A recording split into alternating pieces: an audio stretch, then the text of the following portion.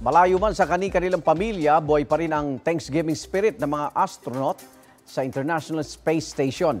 Enjoy na nag-celebrate ng holiday roon na 4 na astronauts na ng NASA o National Aeronautics and Space Administration.